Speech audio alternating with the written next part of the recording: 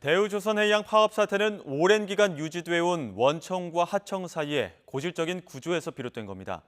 법적으로 원청 회사와 하청 노동자들이 명확히 분리돼 있지만 실제 노동 현장에서는 애매한 부분이 많아 이번 파업과 같은 사태는 언제든 반복될 수밖에 없습니다. 어떤 문제가 있는지 윤성훈 기자가 짚어봤습니다. 대우조선해양 하청 노동자들은 지난달 초 임금 정상화를 요구하며 파업에 돌입했습니다.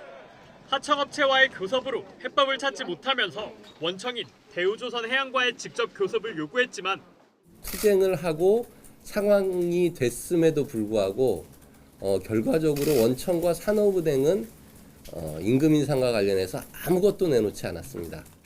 대우조선해양은 하청 노동자들과 교섭할 의무가 전혀 없다며 선을 그었습니다. 협력사와 하청 지회와의 교섭은 각 사업장별로 진행이 돼야 되는 그런 상황입니다.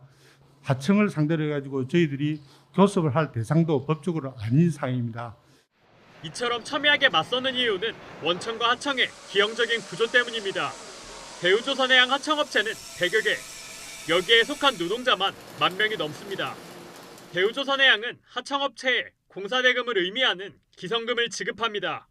사업장과 장비, 원자재 모두 대우조선해양이 제공하기 때문에 기성금의 90%가 인건비입니다. 하청업체가 사실상 인력 파견 회사인 셈입니다. 하청 노동자들이 대우조선해양에서 일하고 임금은 하청업체를 통해 받는 기형적 구조입니다.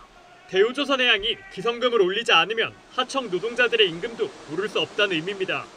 대우조선해양은 직접 고용하지 않은 하청 노동자들의 임금을 올려줄 법적 의무가 전혀 없다는 입장을 고수하고 있습니다. 자기들은 법적인 책임 주체가 아니라는 거예요. 왜? 그 사람들을 고용한 사람이 아니라는 거죠.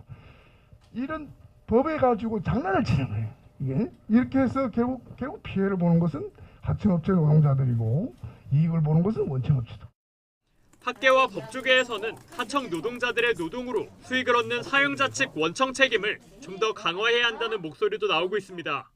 사용자성에 대해서는 비단 직고용뿐만 아니라 간접고용, 프리랜서 플랫폼 노동까지를 좀 포괄해서 그들로부터 수익을 얻는 기업이나 사업체를 한다면 일정한 사용자 책임을 좀 부과하는.